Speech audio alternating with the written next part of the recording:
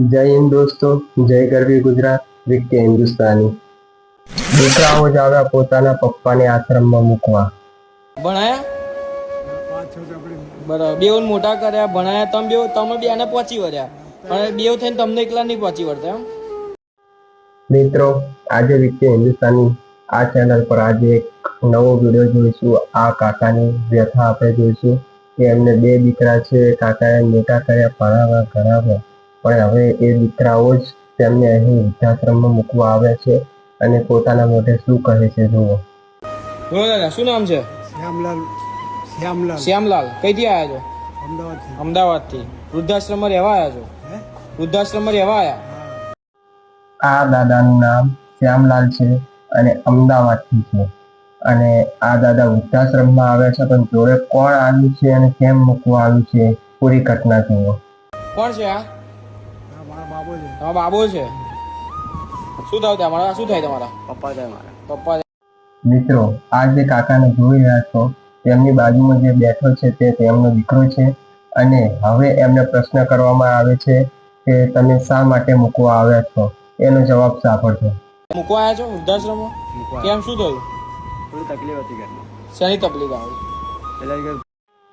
આ દીકરો પોતાના બાપને મૂકવા આવ્યો છે, એવું કહે છે કે થોડી તકલીફ હતી એટલે મૂકવા આવ્યો છે. શું તકલીફ હતી તમે જુઓ.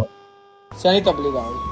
એટલે કે ઇન્કમમાં પહોંચી નહીં વળતો. મમ્મી કામકાજમાં બી શું ઘરમાં મમ્મી પેલા ઉંમરલાયક થઈ ગયા છે. ઘરમાં કોઈ કરાવવાનું છે નથી. વાઈફ એકલા છે.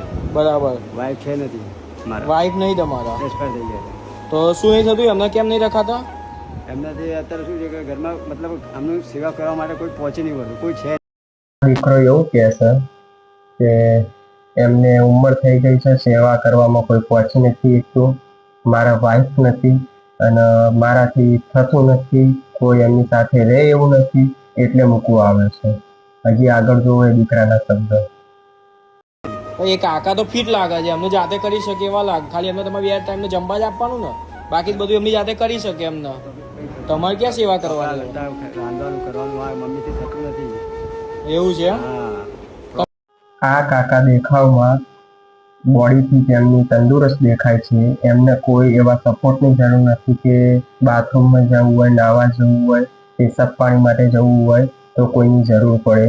આમને એવી સેવા નથી કરવાની કે દાદાની મોટી દવા ચાલતી હોય અને દાદા ખાટલામાં પડી જાય, છતાં તે રાખવા તૈયાર નથી. ખાલી 2 ટાઈમ જમવાનું જ આપવાનું છે.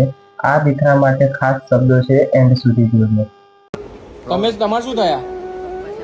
હા, તમારા પપ્પા છે તો નહીં રખાતું? નહીં રખાતા? એ એવું કે છે રહેવું છે? તમે કહો છો કાકા રહેવું છે? હે, અહીં બેઠા બેઠા સેવા કરશો એમ? બરાબર. કશો વાંધો નહીં. જોયું મિત્રો, આ જે બેન હતા એ પણ એ કાકાના દીકરી છે. અને હવે શું કહ્યું એમને, એવું કહે છે કે કાકાને જ અહીંયા રહેવું છે.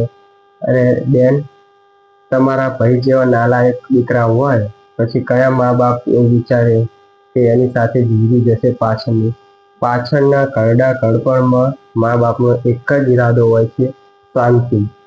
બસ એના સિવાય કશું માંગતા નથી. એન્ડ સુધી જોજો, હજી અમુક શબ્દો બાકી છે. નાનો છોકરો મોટો છોકરો? મોટો છોકરો. નાનો રહ્યો છું એ નહીં રાખતો કામ ઉપર. એ શું કહે છે એ છોકરો? એ પહોંચી નહીં વળતો. છૂટક મજૂરી કરે. બરોબર. તમે કાકા બે જણના પહોંચી વળ્યા નહીં, મોટા કર્યા, ભણાયા?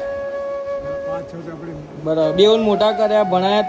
તમે બેને પહોંચી વળ્યા, પણ બેઉ થઈને તમને એકલા નહીં પહોંચી વળતા એમ?